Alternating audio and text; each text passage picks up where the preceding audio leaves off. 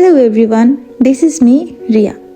অভিনয় অঙ্গন ছেড়েছিলেন গুণী অভিনেত্রী রচনা ব্যানার্জি। একসময়কার গুণী অভিনেত্রী রচনা ব্যানার্জি হিট সিনেমায় অভিনয় করতেন। ভারতের গণ্ডি পেরিয়ে বাংলাদেশের দর্শকের কাছেও পরিচিতি পেয়েছিলেন তিনি। মাঝেই অভিনয় থেকে তিনি গুটিয়ে নেন নিজেকে একেবারে, এবং বর্তমানে তিনি রাজনীতিতে অ্যাক্টিভ। তার আসল নাম ঝুমঝুম বন্দ্যোপাধ্যায়। 90-এর দশকে বাংলা সিনেমা দিয়ে অভিনয়ে নাম লেখানোর পর তার নাম হয় রচনা ব্যানার্জি। প্রসেনজিতের সঙ্গে জুটি বেঁধে একের পর এক সুপারহিট সিনেমা তিনি উপহার দিয়েছেন, যার সংখ্যা 35টির মতন। অমিতাভ বচ্চনের সঙ্গেও সিনেমা করেছেন তিনি। সূর্যা বনশাম নামের সিনেমায় তাদেরকে একসঙ্গে দেখা গেছে।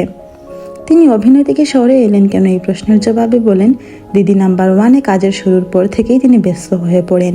ঠাসা সূচি থেকে সিনেমার জন্য সময় বের করতে তিনি হিমশিম খাচ্ছিলেন। পাশাপাশি পুত্র ও পরিবারকেও সময় দিতে চেয়েছেন, ফলে একের পর এক সিনেমার প্রস্তাব পেলেও তাতে সায় দেননি। মাঝে সিনেমা থেকে নিজেকে সরিয়ে নেন।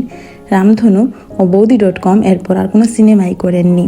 এখন জি বাংলার রিয়েলিটি শো দিদি নাম্বার ওয়ান নিয়ে ব্যস্ত সময় কাটছে তার। অভিনয়ে আর ফিরতে চান না জানিয়ে গত বছর ইটিভি ভারতকে দেওয়া এক সাক্ষাৎকারে বলেন, আমি আর অভিনয় করবই না, এখন আমি সময় নিচ্ছি, কারণ আমি বিজনেস ওমেন হয়ে গিয়েছি। শাড়ি আর বিউটি প্রোডাক্ট নিয়ে এখন বেচায় ব্যস্ত থাকি। এই দুটি আর দিদি নাম্বার ওয়ান আমার জীবনের অনেকটা সময় নিচ্ছে, তাই অভিনয় আর নয়। দিদি নাম্বার ওয়ান আমাকে যা ভালোবাসা দিয়েছে তাতে আমি সমৃদ্ধ।